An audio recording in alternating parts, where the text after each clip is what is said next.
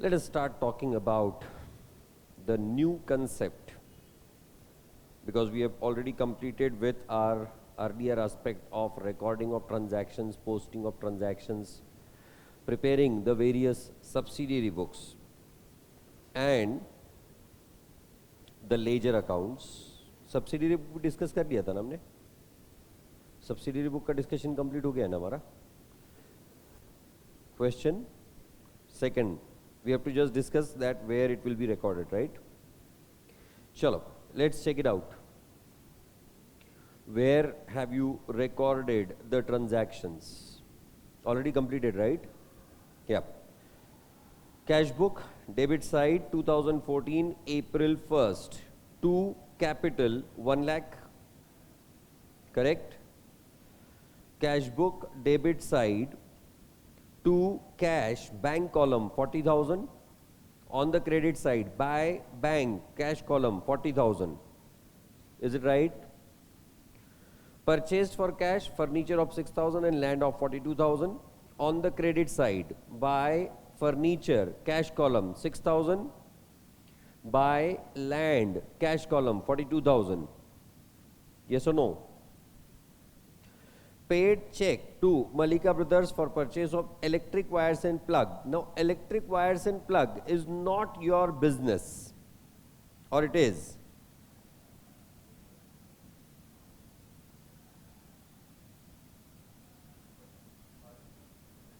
All are related to the similar products, so we have to assume that to be goods.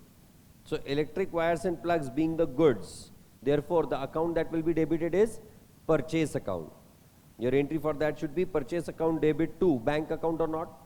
So on to the credit side, by purchase 17,000 bank column. बराबर.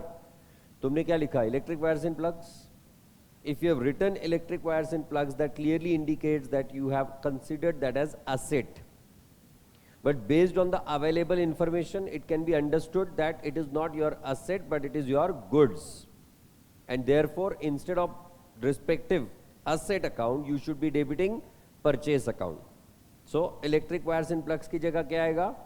Purchase. All the electric items will be considered as their goods. Then, on April 4th, bought from Honda company wide invoice number 544. This is a credit purchase or not?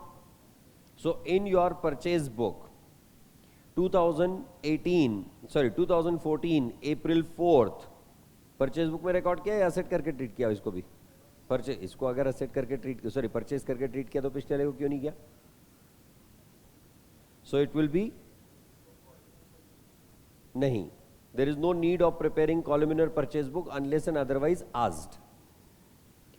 So, April 4th, invoice number 544, Honda company, that is 28 into 50 plus 40 into 35 minus 12.5%. 12.5% will be applicable to all. It is not applicable only on tube lights. The trade discount is available on all the products or not. So, it will be 28 into 50, that is 1400, 40 into 35, that is कितना? 1400, total 2800 minus 12.5% discount, that is 265. So the balance amount that will be shown in the amount column is 25.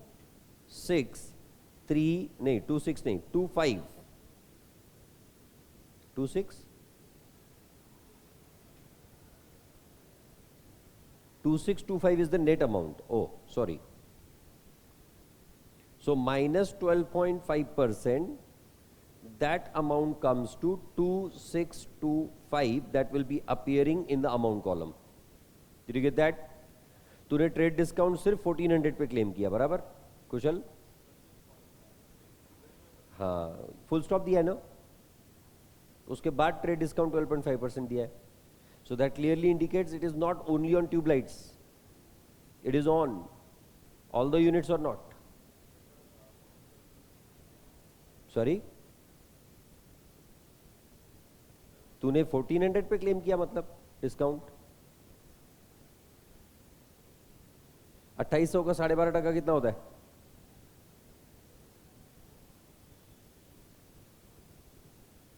280 plus 70, 350 रुपए होता है discount. 2625 कहां से आया बे?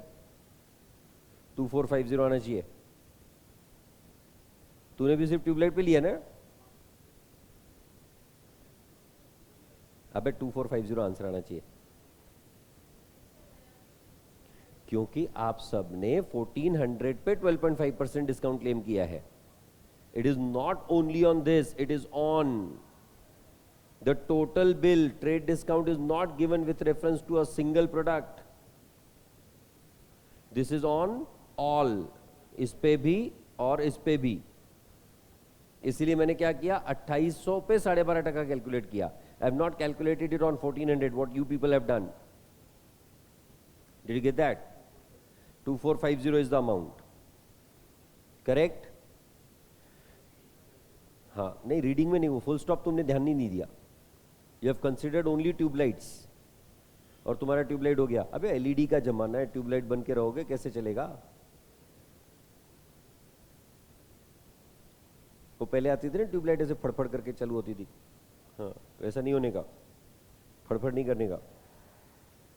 Purchase stationery for cash, stationery expense account debit to cash account और नॉट? Cash book credit side, by stationery cash column 2300, loan from messrs Dayal traders 6% 25,000 and deposited money in bank on the next day. तो पहले तुम्हारे पास पैसा आया, उसके बाद में डिपॉजिट हुआ, तो पहले पैसा आने की एंट्री होगी या नहीं? That is on April 5th। On to the debit side, 2 loan from Dayal traders और 2 6% loan, whichever way you write that is fine.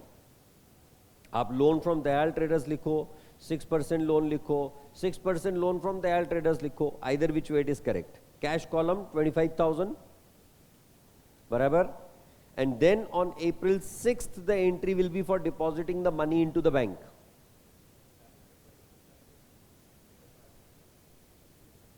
भाई 6% is the loan interest amount, interest rate per annum। 25,000 का loan लिया, उस पे हम सालाना 6% से ब्याज देने वाले हैं, तो अगले दिन पे अचानक 25 का 26,500 कैसे हो जाएगा? तू मारवाड़ी बच्चा है ना? मारवाड़ी बच्चा है ना तू? नहीं, 25,000 का लोन लिया तूने, 6% इज नॉट अचानक ग्रोथ इन द अमाउंट। 25,000 का लोन लिया तो 25,000 ही डिपॉजिट होंगे ना बैंक में, है कि नहीं? बोल ले, तेरे मन में क्या है वो बोल ले।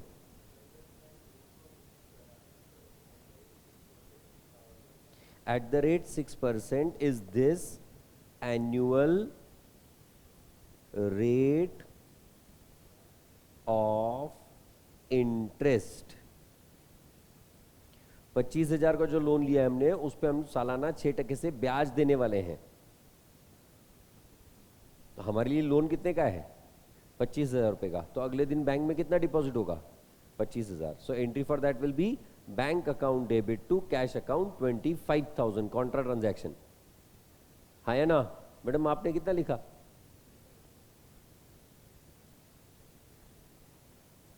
सबने 26,500 लिखा? लिखा ही नहीं, लिखा ही नहीं। तूने नहीं लिखा, 25 ही लिखा ना? 6% जब भी लोन लेते हैं और उसके साथ जब परसेंट मेंशन किया होता है, that percent is for identifying that what will be the rate of interest on that. 6% loan मतलब जो भी लोन लिया उस पे हम लोग एनुअली 6% का इंटरेस्ट देंगे।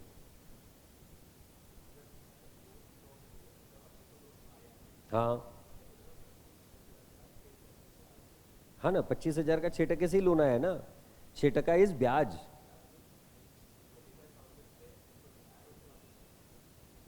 लोन फ्रॉम कैसे हो सकता है? लोन टू होना चाहिए ना फिर वो। जो हमने दयाल को लोन दिया था वो वापस आया, ऐसा हम लोग अज्यूम कर सकते हैं, बट ये वैसा नहीं है, लोन फ्रॉम है ना, you are getting the money on a particular loan.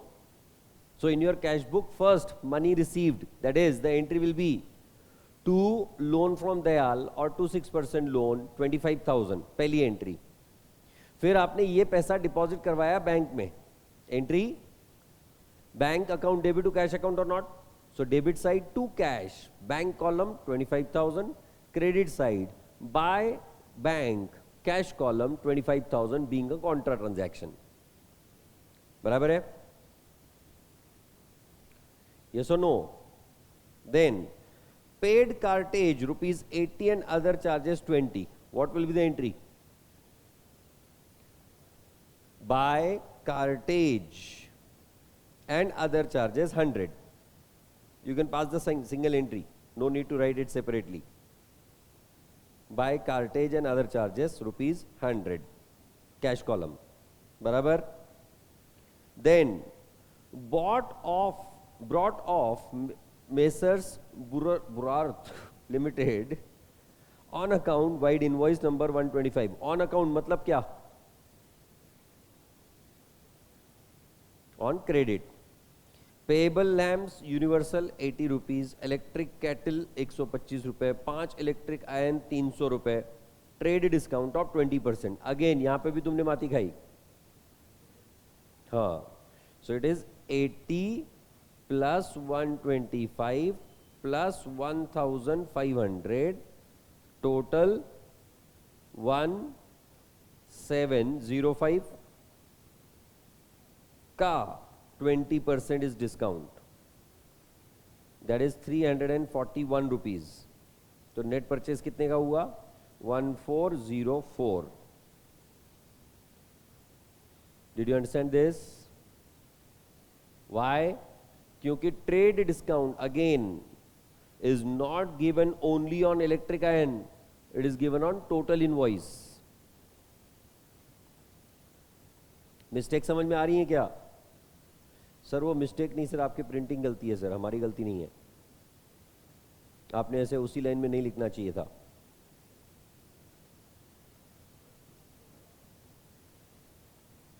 Sorry. 1364.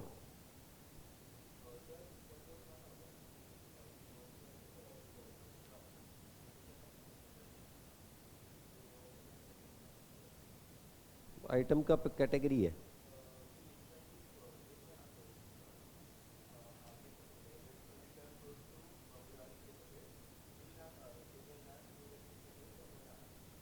ठीक है.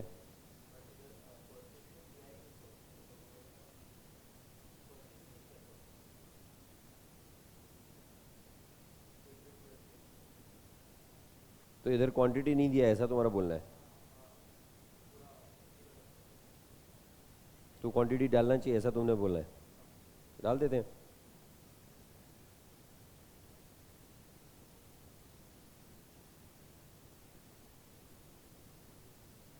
टेन 10. उधर की क्वांटिटी निकाल दो, वो ज़्यादा इजी है ना. यहाँ पे टेबल लैम्प, इलेक्ट्रिक केटल, एक एक वापस कर दिया. बराबर चलाए? हाँ. Sales to Ramnik and on account vide invoice number 871 will go to sales book 2014 April 7th. Ramneek invoice number 871. 10 immersion heaters at 60, that is 600. 5 table lamps at the rate of 100, that is 500, and 2 electric irons at the rate of 320, that is 640. So total comes to 1740 rupees. There is no trade discount, so it will directly go to the amount column. Barabar? Then sales to Kapadia on credit, invoice number 880, April 8th. 15 immersion heaters at the rate of 60, 15 चंग 90, 900 रुपए, और 15 tube light at the rate of 38. Yes? 15 चौक 60, that is 570, total 1470, correct. Returned inwards from Ramneek, that will go to sales return book or not. 2 immersion heaters, 1 electric iron, कुछ mention नहीं है, मतलब ये 60 रुपए के हिसाब से होगा और ये 320 रुपए के हिसाब से होगा, तो इसका वैल्यू हो गया 120 रुपए और इसका वैल्यू है 320 रुपए, टोटल वैल्यू 440 रुपए. Yes or no? Then paid rent by check will go to cash book credit side by rent. This will go to sales return. बराबर. This has gone to sales book. This has gone to sales book. This will be going into purchase book. This has gone to cash book, cash book, cash book. This has gone to purchase book, and these all transactions are related to cash book only or not. And this is purchase. जो electric wires और plugs खरीदे थे वो purchase था, asset नहीं था, है ना. Am I going right for everyone? Paid rent by check. So in my cash book on to the credit side, by rent, bank column 4000. है ना. Purchased from Rungta for cash. So that will go to cash book only. On the credit side, by purchases. That is 5 into 45. That is 225 in the cash column. Return goods to Burari, table lamp return किया आपने 80 रुपए वाला, electric kettle आपने return किया 125 रुपए वाला, और एक इलेक्ट्रिक आयरन आपने रिटर्न किया 300 रुपए वाला. बराबर है ना. सो टोटल वैल्यू हो गई 505. पर जब आपने खरीदा था तब आपको ट्रेड डिस्काउंट मिला था या नहीं, तो रिटर्न करते समय भी आपको 20% ट्रेड डिस्काउंट, मतलब 101 रुपए माइनस करना पड़ेगा. 20% था ना ट्रेड डिस्काउंट. सो रिटर्न करते समय भी 101 रुपए का डिस्काउंट, तो 404 रुपए will be purchase return, and that will go into the purchase return book, because you purchased it on credit basis. Am I going good? Then purchased on account furniture from Quality Furniture. Furniture is an asset, cannot come into any of the subsidiary books, so it will be recorded in journal. Your entry will be furniture account debit to Quality Furniture account 8000. Then paid for advertisement, paisa diya, cash book onto the credit side, by advertisement rupees 1200 in cash column. Yes or no? Sales to Messrs Daman on account wide invoice number 902. Mr. Daman is your supply customer or not? So in your sales book, invoice number 902 Daman, 10 electric kettle, that is 1300 will be the entry. Purchased from Messrs Kochar and Company, credit invoice number 205 will come in purchase book. वापस यहां पे भी माती खाया रहेगा तुमने. Yes sir. कितना दिल से बोल रहे हो yes sir. 25 electric mixers, that is of 15,000, और 40 इलेक्ट्रिक आयरन ऑफ 540 रुपए, that is 5 Chowk 20, 4 Chowk 16, 21,600, total 36,600. एक बार तुमको ऐसा नहीं लगा, पूछ लेना चाहिए था कि सर हम यहां माती खा रहे हैं, ये बराबर है क्या? हाँ, तो भी व्हाट्सएप नंबर है मेरा तुम्हारे पास, और मैं रिप्लाई भी करता हूं व्हाट्सएप पे. 20% कितना हुआ? अबे 20% कितना हुआ? 20% कितना हुआ? 20% कितना हुआ? 7320. That is 29,280. Don't feel offensive. मैंने तेरे को बोला मारवाड़ी है क्या? हाँ, तो एकदम ऑफेंसिव हो गया. क्या होता है पता है क्या? मैंने ऐसा क्यों पूछा? Because generally it is observe, if it is Marwari बच्चा, वो बंदा ना ब्याज बट्टा बहुत जल्दी समझता है, इसलिए पूछा मैंने तेरे को. और तेरे को देख के ऐसे लगता है तो वो पहले किसी ने नहीं बोला ऐसे, मारवाड़ी लग रहा है? नहीं, पहली बार था, बोला है ना? हाँ फिर ठीक है। हाँ मैं डर गया ना यार, ये बंदा ऐसे मतलब इतना ऑफेंड नहीं होना चाहिए। फिर तेरा चेहरा बता रहा है ऑफेंड नहीं हुआ बोल रहा है, तो गलत हुआ ही ना। तेरे को ना सबसे बड़ा दुख किस चीज का होता है पता है? कि मैंने एक चीज शिद्दत से की, फिर भी मैं गलत हो गया। इस चीज का दुख तेरे को बहुत ज्यादा होता है। क्यों? तो तूने एक पॉइंट मतलब you have applied your own brain from the perspective that you have learn till date, and due to that it may happen that you have gone wrong. You have not been into the commercial world till date. You have been absolutely in the theoretical world, I would say. And because of that, this is bound to happen. You are not the first one. वो जो 10th से 11th में बच्चे आते हैं ना, 11th से 12th में जो कॉमर्स वाले बच्चे आते हैं वो भी माती खाते हैं, कॉमर्स वाले बच्चे, because 11th they have not done the studies. 12th में जब फाउंडेशन में हमारे सामने बैठते हैं ना, तब हमको रियलाइज होता है कि इनको कुछ नहीं आता है, ऑनेस्टली. मतलब बाकी छोड़ दो, तुम तुम्हारी रेगुलर बैच में देख लो, उनके सामने तुम जनरल क्वेश्चंस डाल दो, तुमको पता चल जाएगा यार इनको कुछ नहीं आता है, अपन बहुत अच्छे हैं. अपन ने तो भी 2 साल साइंस किया है, ये तो कॉमर्स करके भी इनको कुछ नहीं आता है. सेंस ऑफ सेटिस्फैक्शन जो होता है ना, वो सेडिस्ट वाला feeling, that is the highest kind of level that you get, कि उनको भी नहीं आ रहा है तो अपना तो कोई संबंध ही नहीं है. और उसमें अगर तुमको आ गया, तुम्हारा आंसर करेक्ट आ गया, फिर तो बात ही खत्म है. अबे क्या करके आए तुम 2 साल, दैट काइंड ऑफ थिंग. बस ये तुम एक 15 दिन और रुको, after that you will be in that position ahead of those commerce students. Rectification, I think जब हम rectification पढ़ रहे थे, your confidence was more higher as compared to them. क्यों? तो तुमने तरीके से सीखा कि सब्सिडरी बुक होते हैं, सब्सिडरी बुक के थ्रू ही सारी चीजें होती हैं. उनका दिमाग आज तक नहीं चलता, आज तक वो journal entry point of view से सोचते हैं, क्योंकि 11th में जब उन्होंने रेक्टिफिकेशन सीखा, they were taught like that, and that is where the difference comes. मतलब ये उनकी गलती नहीं है, उनको 11th में पढ़ाया उस तरह से गया था जिनको भी पढ़ाया गया. That's where the problem is, right? तो ऐसा बुरा नहीं मानने का. छोड़ो ना सर, कितना बुरा मनवाओगे.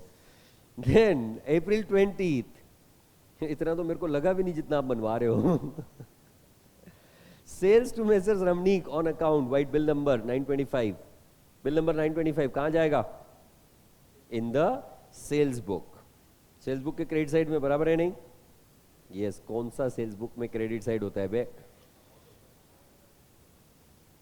Sales book April 20, invoice number 925, Ramnik 2400. Then on April 21st, received check of rupees 3700 from Messrs. Ramneek for full and final settlement of claim.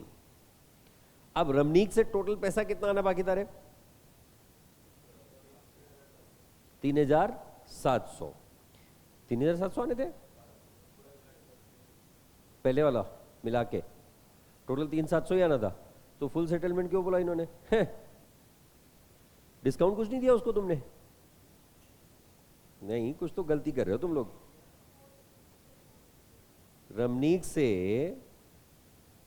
पहले आने वाला पैसा था 1740 रुपए, बराबर. मई से 440 के गुड्स वापस आ गए, तो 1300 रुपए आने बाकी थे, और 2400, हाँ बराबर 3700 रुपए आने थे. 3700 आने थे, 3700 आए. क्या फुल फाइनल सेटलमेंट? बकवास कर रहे हैं लोग. हाँ. The cheque was deposited after 2 days. तुमने क्या सिस्टम फॉलो किया? जिस दिन चेक डिपॉजिट किया उस दिन की एंट्री की है नहीं?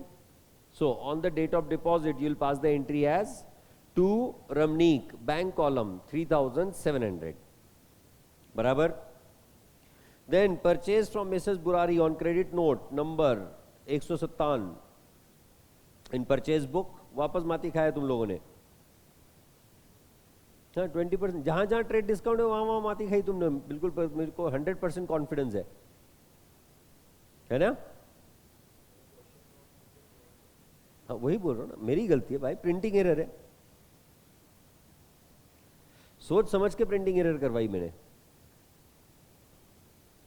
कि सबकी गलती होनी चाहिए.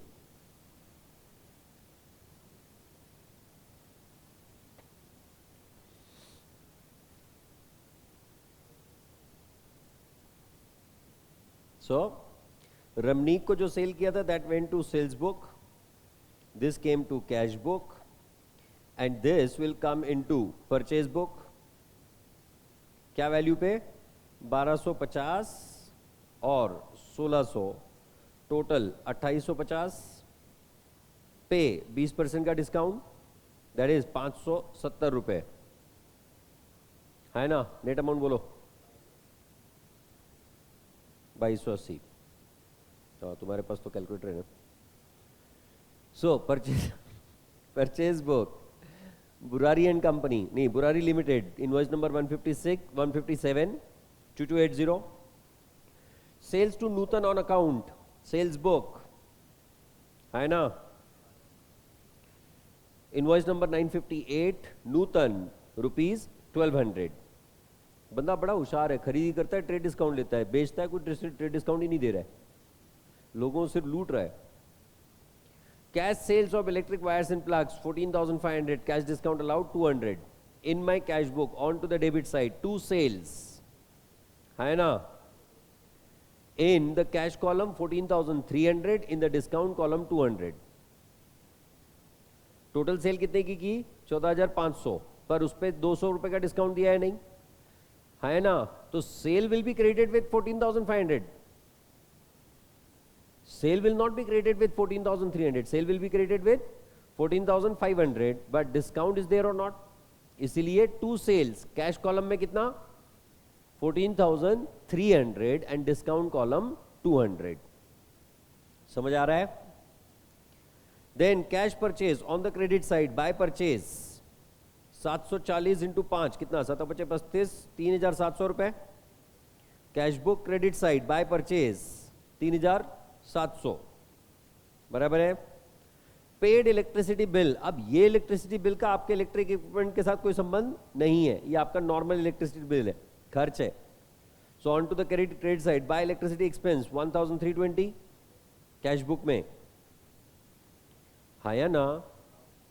Made full and final payment to Burari and company limited by cheque, discount allowed by them 320। बुरारी को कितना पैसा देना बनता था?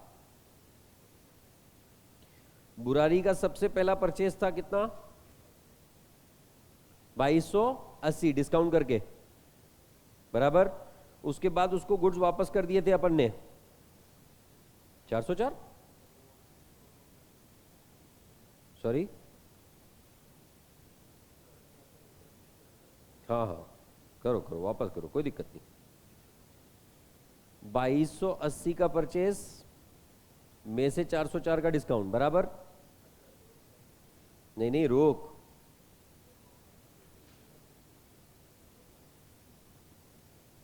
तो अप्रैल 6 का ही कंसीडर कर रहा हूं ना मैं। ये वाला परचेस कितना है? पहले वाला 1364, पहला परचेज 1364, नेक्स्ट परचेज 2280 में से डिस्काउंट 404, है ना? तो टोटल कितना हो गया? 3240, इतना टोटल पैसा देना बनता था। में से कैश डिस्काउंट कितना मिला? 320, तो कैश चेक कितने का दिया? 2920, बराबर। So in the cash book on the credit side by Burari limited, bank column 2920, discount column 320, बराबर है भाई साहब? बराबर है क्या? हाँ। Next, purchase stationery on account from Mohit mart. Stationery is a consumable, consumable अगर क्रेडिट पे परचेज किया है तो will it come in your purchase book? Will it come in your sales book? Where it will come? Journal proper, because it is a credit purchase. Stationery expense account debit or stationery account debit to Mohit Mart rupees 3,200. Yes or no? This will come in journal. Then sales to Daman will come in sales book. Invoice number 981. Daman 15 into 100 that is 1500 and 10 into 80 that is 800, so total 2,300, है ना? Then Deposited in bank 5,000, contra transaction. Cash book, debit side, to cash, bank column 5,000. Cash book, credit side, by bank, cash column 5,000. बराबर है? Withdrew for personal use is a drawings or not? Entry will be drawings account debit to cash account. इसलिए cash book के credit side में by drawings cash column 8,000 है ना. Then paid telephone bill 2,700 by cheque. Telephone expense हुआ on the credit side in my cash book. By telephone expense bank column rupees 2,700 है ना. Paid insurance they have not clarified whether it is personal और for business, so will assume it is for business. On to the credit side, buy insurance expense 1,600 bank column में है ना. Paid to Honda 2,450 by check and 28,000 to Kochhar and Company by check and who allowed the discount of 1,280. यहां पर Kochhar and company ने 28,000 के against 1,280 रुपए का discount दिया, हांडा ने नहीं. Did you get that? तो कितना डिस्काउंट हुआ? क्योंकि यहां 20%, 10% ऐसा मेंशन्ड नहीं है. 26,720, 26,720 है बे. So in my cash book on to the credit side by Handa bank column 2,450 and below that by Kochar and company bank column 26,720 and discount column 1,280. बराबर है? Did you people understand this? So what we have done is basically we have categorized the transaction based on their nature, and based on that we have decided whether it should come in my cash book, whether it should go to purchase book, sales book, purchase return, sales return. Whenever there is a trade discount, we have first subtracted the trade discount and then recorded the transaction. We have not done the accounting of trade discount separately. Whereas whenever there is a cash discount, such cash discount is always accounted separately in our cash book through the discount column. Correct है? अब इन सारे transactions को generally आपने respective accounts को post करना चाहिए और उसके हिसाब से उसके लेजर बैलेंसेस करके you should prepare the trial balance. अब आपकी जिम्मेदारी है लेजर अकाउंट्स बनाना, उनको बैलेंस करना और उसका ट्रायल बैलेंस बनाना. Will finally check the trial balance of both the questions. Question 1 जो हमने सॉल्व किया था, क्वेश्चन 2. अब क्रॉस वेरीफाई हो गया, सारे करेक्शंस हो गए.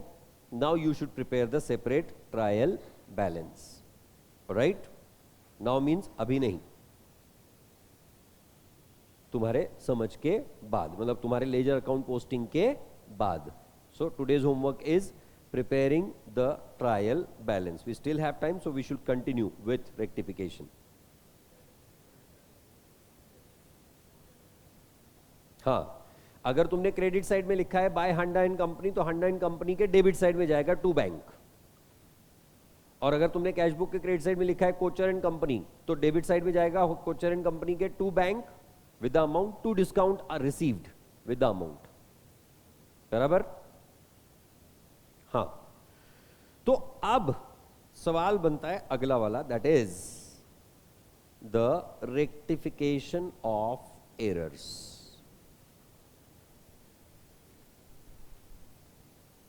Instead of going into the technical aspect of that, I'll directly go into the practical aspect. Why should we do the rectification? अब यहां पे जितना भी हम लोग रेक्टिफिकेशन डिस्कस करने वाले हैं, वो सारा का सारा rectification will be after preparation of trial balance. हम लोग rectification before trial balance, rectification after financial statements वो डिस्कस नहीं करने वाले हैं. The 100% discussion that we have to have here is related to rectification of errors after preparation of trial balance. क्यों? तो हमारी प्रोसेस क्या होती है? हम लोग पहले करते हैं recording. That recording is done through what? Either journal और through subsidiary books.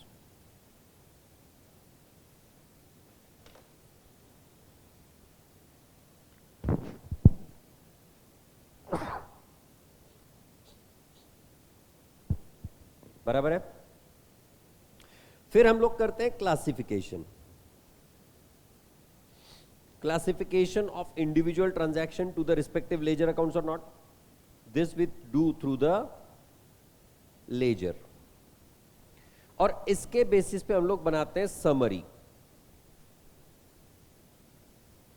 That summary is nothing but preparation of trial balance, जहां से हमको पता चलता है कि हमारे books of account generally correct है या नहीं. जब हम लोग ये ट्रायल बैलेंस बनाते हैं और अगर आपका ट्रायल बैलेंस टैली हो जाता है तो आप कहते हो generally my books of accounts are arithmetically correct, amount wise, figure wise. जितने भी हमने ट्रांजैक्शंस लिखे हैं उन सबके डेबिट क्रेडिट बराबर अमाउंट वाइज दिए गए हैं, राइट?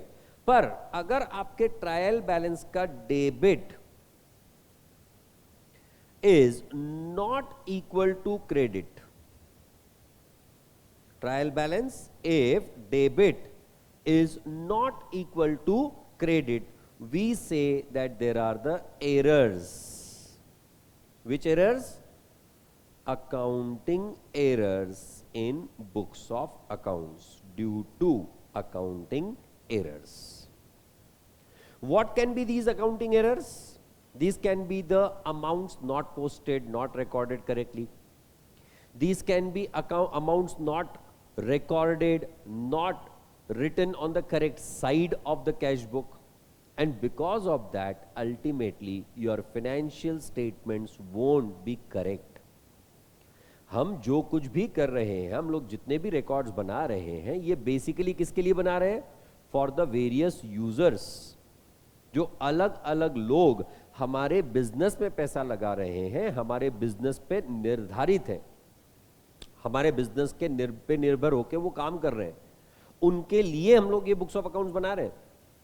तो हमारी जिम्मेदारी क्या बनती है? As the accountants, as the management, as the owners, as the employees of the organization, हमारी जिम्मेदारी क्या बनती है कि हम उनके सामने जो हमारे फाइनेंशियल स्टेटमेंट्स प्रेजेंट कर रहे हैं वो करेक्ट हो, उसमें किसी भी तरह का फ्रॉड, किसी भी तरह की गलती नहीं होनी चाहिए.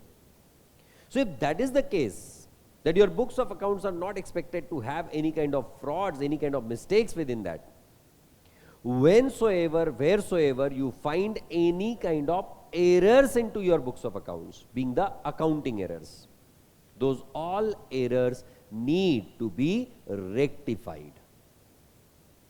Now, rectification of error cannot be done just like that. Just by going into that particular transaction, you just erase what amount you had written earlier and you write the correct amount and your error rectification is done. No, nothing of that kind. This is not possible. आज की तारीख में बहुत सारे software ऐसे हैं जिसमें आपने एक बार एंट्री कर दी तो एंट्री फ्रीज हो जाती है, आप चेंज नहीं कर सकते हो. मतलब एडमिन पावर से भी उसको चेंज नहीं कर सकते, अथॉरिटी नहीं होती है. Once recorded is freezed. In such cases, you have the only option that is passing a separate entry.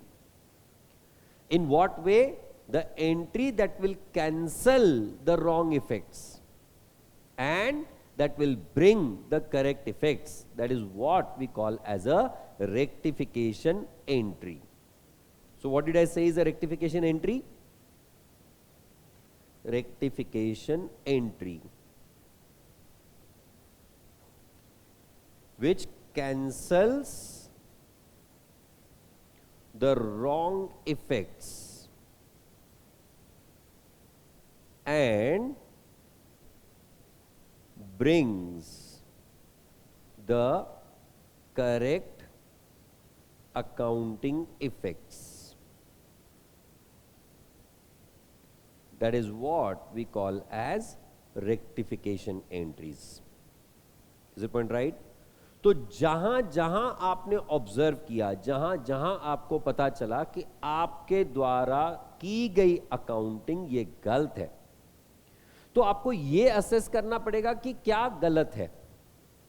क्योंकि जब तक आप ये असेस नहीं कर पाओगे कि क्या गलत है, तो आप ये पता नहीं लगा पाओगे कि इसको ठीक कैसे करें.